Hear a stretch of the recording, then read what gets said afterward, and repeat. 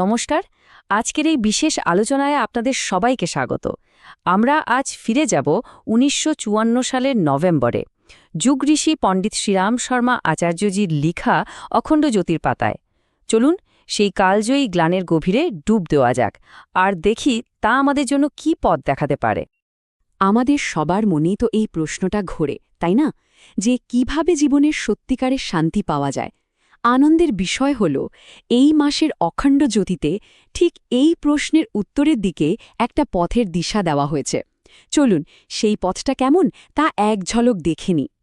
তো এই সংখ্যায় একজন সাধকের যাত্রাপথটাকে মানে এই জার্নিটাকে ৬টা ভাগে ভাগ করে দেখানো হয়েছে। আমরা এক এক করে সেই ধাপগুলো দেখব। আলোর খোঁজ থেকে শুরু করে আত্মশৃঙ্খলা, ভেতরের শক্তিকে জাগানো, সঠিক কর্মের পথ, দিব্য উপলব্ধি এবং সবশেষে ভবিষ্যতের আলো। আচ্ছা, তাহলে আমাদের যাত্রাটা শুরু হচ্ছে একদম প্রথম থেকে। আমরা কেন খুঁজি, কেন আমাদের মন আরও বেশি কিছু চায়? এই যে একটা খোঁজ, এটাই কিন্তু আমাদের আধ্যাত্মিক পথের প্রথম ধাপ। এখানে একটা খুব সুন্দর কথা বলা হচ্ছে। এই যে আমাদের খোঁজা, এটা কিন্তু কোনো সাধারণ ইচ্ছে নয়। এটা আমাদের আত্মার একটা, বলা যেতে পারে, একটা সহজাত ধর্ম। ঠিক যেমন জল সবসময় নিচের দিকেই গড়ায়, আমাদের আত্মাও ঠিক সেভাবেই অন্ধকার থেকে আলোর দিকে আর অসত্য থেকে সত্যের দিকে যেতে চায়। এটা ওর নেচার। কিন্তু দেখুন, যে কোনো লম্বা যাত্রায় বেরোনোর আগে একটা মজবুত ভিত তৈরি করাটা খুব জরুরি। আর সেই ভিতটা হলেও আত্মসংযম। আগে নিজেকে জয় করতে হবে, তারপর জগৎ। এখানে সংযম শব্দটার একটা অসাধারণ ব্যাখ্যা দেওয়া হয়েছে।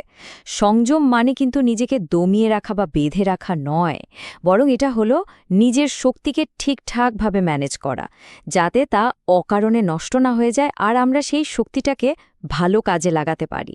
এটা এক ধরনের এনার্জি ম্যানেজমেন্ট। আর এই শক্তি ম্যানেজমেন্টের 4টি দিক আছে। প্রথমটা হলো বাক সংযম, কারণ আমরা যা বলি তার একটা শক্তি আছে। তারপর আসছে বিচার সংযম, কারণ আমাদের চিন্তাই তো সব কাজের শুরু। এরপর কর্মসংযম এবং সবশেষে আহার সংযম। এই 4টে পিলারই আত্মনিয়ন্ত্রণের ভিতটাকে গড়ে তোলে। এই কথাটা একবার ভেবে দেখুন, যে নিজেকে জয় করতে পেরেছে সে আসলে গোটা বিশ্বকেই জয় করে ফেলেছে। আসল যুদ্ধটা তো বাইরের দুনিয়ার সাথে নয়, নিজের মনের সাথে। বেশ, আত্মনিয়ন্ত্রণের এই ভিত্তিটা তৈরি হয়ে গেলে সাধক তার ভেতরের আসল শক্তিকে জাগিয়ে তোলার কাজ শুরু করতে পারে, যে শক্তিটা আমাদের সদার মধ্যেই ঘুমিয়ে আছে। আর এই জাগরণের একেবারে কেন্দ্রে রয়েছে শ্রদ্ধা।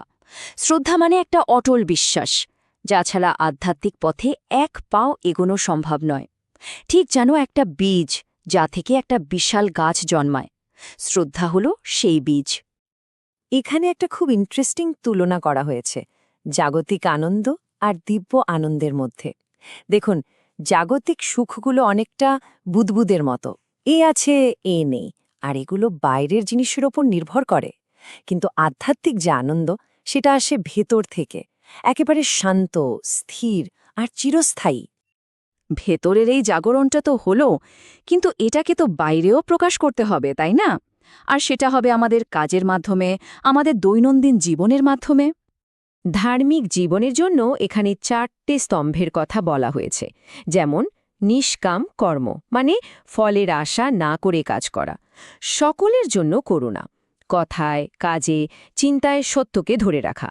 আর সাধ্যায় বা আত্ম অধ্যয়ন, এইগুলো মেনে চললেই কিন্তু আমাদের রোজকার জীবনটাই একটা উপাসনা হয়ে ওঠে। মানে আসল যজ্ঞ বা সবথেকে বড় পুজো হলো অন্যের ভালো করার জন্য নিজের জীবনটাকে উৎসর্গ করা। তখন আমাদের প্রত্যেকটা কাজই ঈশ্বরের উদ্দেশ্যে দেওয়া এক একটা আহুতির মতো হয়ে যায়। এইভাবে ভেতরের আর বাইরের শৃঙ্খলা যখন এক হয়ে যায়, তখন সাধক তার আসল লক্ষ্যের দিকে, সেই চূড়ান্ত গন্তব্যের দিকে এগোতে শুরু করে। একটা কথা বুঝতে হবে, জ্ঞান থেকে উপলব্ধি, এই জার্নিটা কোনো শর্টকাট নয়। এটা একটা ধাপে ধাপে এগোনোর প্রক্রিয়া। প্রথমে সত্যকে মন দিয়ে শুনতে হয়, যাকে বলে শ্রবণ। তারপর সেটা নিয়ে গভীরভাবে চিন্তা করতে হয়, অর্থাৎ মনন।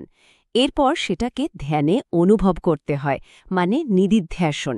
আর একদম শেষে আসে সেই সরাসরি অনুভূতি বা সাক্ষাৎকার। আর এই যাত্রার একদম শেষ পর্যায়ে গিয়ে যে উপলব্ধিটা হয় তা হল আমাদের এই ব্যক্তিগত আত্মা আর এই বিশ্বব্রহ্মাণ্ডের যে সার্বজনীন চেতনা তারা আসলে আলাদা কিছু নয়, একই। ঠিক যেমন এক ফোঁটা জল মহাসমুদ্রে মিশে এক হয়ে যায়, আমাদের আমিটাও সেই অসীমের সাথে এক হয়ে যায়। চলুন তাহলে এতক্ষণের এই গভীর আলোচনাটার মূল কথাগুলো একবার গুছিয়ে নেওয়া যাক। তাহলে সারমর্মটা কি দাঁড়ালো? প্রথমত, সংযমের মাধ্যমে একটা শক্ত ভিত্তি তৈরি করতে হবে। তারপর শ্রদ্ধার মাধ্যমে ভেতরের শক্তিকে জাগাতে হবে। ধার্মিক জীবন আর নিঃস্বার্থ সেবার পথে চলতে হবে। আর সবকিছুর মূলে থাকবে সেই পরম সত্যকে খোঁজার চেষ্টা। আর মনে রাখতে হবে এই যাত্রাটা কিন্তু ধাপে ধাপে এগোয়। সুতরাং অখণ্ড জ্যোতির এই জ্ঞান আমাদের হাতে কোনো তৈরি উত্তর তুলে দিচ্ছে না, বরং আমাদের প্রত্যেকের সামনে একটা প্রশ্ন রেখে যাচ্ছে। প্রাচীন পুঁথির জ্ঞানকে আমরা আজ নিজের জীবনে কীভাবে কাজে লাগাব, সেই সিদ্ধান্তটা কিন্তু আমাদেরই নিতে হবে।